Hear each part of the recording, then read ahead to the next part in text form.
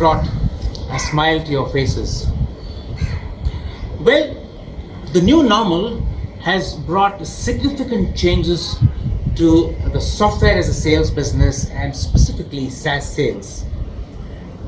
Now the question to ask is that if you have been a hugely successful sales leader in the past, are you planning to adapt your sales strategies, or are you sticking to your time-tested formulae? Now, as Maya Angelou said, no sun will outlast its sunset, but will rise again to the new dawn. Well, in my conversation with a number of SaaS leaders over the past few weeks, quite a few of them told me that this period is all about survival.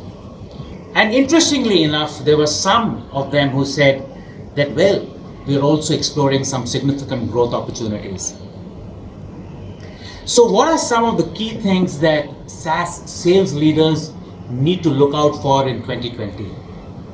Firstly, we need to build trust around our existing customers. Now, what does this mean? Now, our customers will remember us for how they were treated in times when things weren't going good for them. So is there something that we can give them, some benefits that we can offer them without expecting any specific benefit back in return? Well, their positive experience is really going to help them build their trust in us, and they will become our lifelong brand ambassadors. Secondly, how do we become even more relevant to new customers? And let me give you an example here. Now, most CXOs are looking at ways and means of optimizing and reducing their cost structures. So the pressure on the salesperson would be that, hey, do I need to do some steep discounting? Well, this calls for a change in the thought process of the salesperson, because now they need to start understanding the industry better. They need to start understanding cost structure of the prospect better, so that they can really come out with solutions that can help optimize costs through automation. Thirdly, it's always about quality versus quantity. This is the perennial conundrum in prospecting. The new normal is going to transform inside sales teams and sales development reps in the way they look at prospects. They will have to discard the one-size-fits-all approach and now look at something which is far more segmenting, their prospects, as well as something which is more custom. In fact, concepts like account scoring, lead scoring is going to take a whole new turn, because we will now need to look at parameters around industry verticals, micro verticals, the growth trends that we see in them, and so on.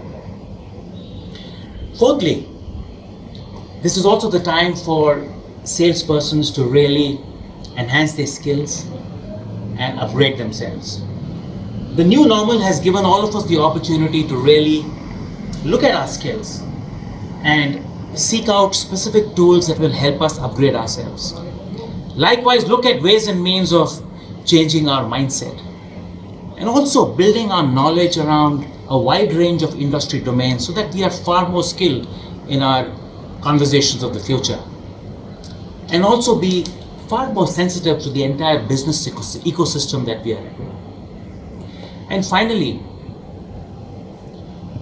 it is also time for the salespeople to really leverage freemium models. Now, freemium models have always existed, but it's now more than ever that we will need to be far more cognizant to them, because freemium prospects are really precious. They're serious. So we'll have to figure out a way of how do we really get them to start consuming our services, and how do we show value to them and then convert them into a commercial customer. Now, I've seen a lot of sales teams actually struggle with this. Now, going forward, we will also see the concept of the sales person also evolving, and we'll start seeing some levels of overlap with customer success. And this is something that sales leaders will need to think about. So friends, having a positive mindset and constantly being aware that everything will change in the new normal is something that will help build and drive success for sales leadership in 2020. Thank you very much for watching this episode. I hope you enjoyed it. Stay safe and God bless.